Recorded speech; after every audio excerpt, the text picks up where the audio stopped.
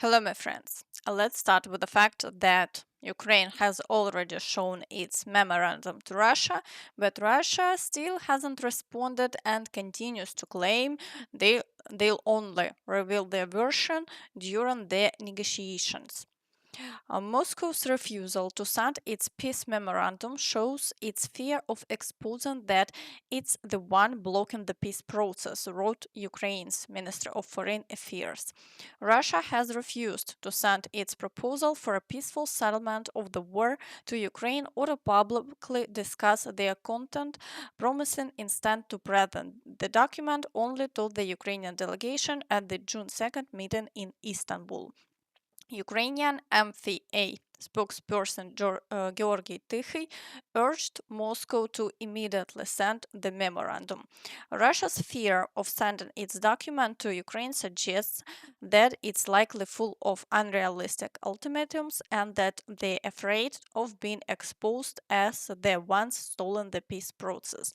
They need to stop playing these games that only prove their desire for the next meeting to be meaningless. However, Peskov said that Ukraine's demands are allegedly unreasonable. It was actually Russia that proposed to meet in Istanbul on Monday and begin discussions of these drafts. So insisting on immediate or delayed delivery, none of that is constructive. What matters now is confirming readiness. With this, he is once again trying to show that everything will go only according to Russia's terms. Meanwhile, the US has stated that there is currently no information on whether they'll be sending a representative to the negotiations. And it is our hope that Russia and Ukraine will engage in direct talks and negotiations next week in Istanbul. And we believe that meeting is going to take place. And that is a meeting the president encouraged and urged for these two sides to come together and negotiate directly. And the president has been clear from the very beginning of this conflict that he wants to see this conflict solved on the negotiating table, not on the battlefield. And he's told that to both leaders, again, both publicly and privately. So hopefully next week it will move the ball forward in this. Is going to participate in the if the president plans to send a representative. I'm not tracking that at this time. At the same time, Russia has no intention of stopping, despite FPV drones having effectively replaced artillery on the front lines. Russia's ammunition stockpile continues to grow. North Korea alone has transferred around 9 million artillery shells to Russia, on top of Russia's own domestic production. This clearly shows that support for Russia isn't diminishing at all, and we're seeing the effects of that today on the battlefield. The Russians continue to advance with particularly serious issues in the Kostyantynivka direction. Assaults are ongoing of the village of Markove, and brutal street battles continue in Chasiv Yar. They are storming Pretechene, pushing toward Bila Hora, and fighting for control of Delivka and Plishivka. FPV drones are especially active around Kostyantynivka. The situation is also worsened near the Klebenbyk reservoir, where Russian forces are attacking Yablonivka and pushing along the road toward Alexandru Shultine. FPV drones are also highly active in this area, and there is a real chance that forces may have to retreat to more advantageous defensive lines as our troops are nearly encircled there. At the same time, the Russians continue trying to encircle Kostyantynivka and are storming Rusin Yar. They made gains there yesterday, but as of now, no new breakthroughs have been reported and fighting continues. In the Pokrovsk direction, fighting continues for the villages of Malinivka, Myrolubivka, Lysivka, Kotline, and Udachne, with heavy shelling targeting the entire frontline area. At this point, the Ukrainian side hasn't confirmed Russian claims that they have taken control of Shevchenko Pershe. However, Ukrainian soldiers on the ground are already confirming that the Russians are forcing them out of the area. The Russians have started pushing us out of Shevchenko Pershe. We still hold the western part, but everything else is now under Russian control. From here, I understand the next target is the village of Koptive. After that, the Russian plan is to push our garrison northwest beyond the Dobropilla-Pokrovsk highway. The situation with supply routes here is similar to what I mentioned in other areas earlier. Meanwhile, Russian military bloggers confirm that Russia has concentrated significant reserves in the Pokrovsk direction. That's why Ukrainian forces have so far been able to hold the line. Understanding this, the Russians have started breaking through in other directions where defenses are easier to crack. They openly stated that they plan to advance along a broad front because it's difficult to achieve breakthroughs in one spot due to the intense activity of Ukrainian FPV drones. In the Novopavlivka direction, activity also remains high.